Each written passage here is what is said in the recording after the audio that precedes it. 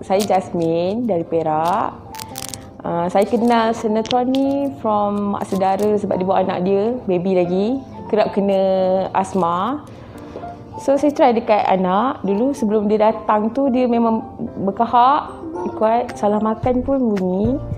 Ni dah second time try, memang elok lah. Okay, bila buat sinetron tu nampak selesa.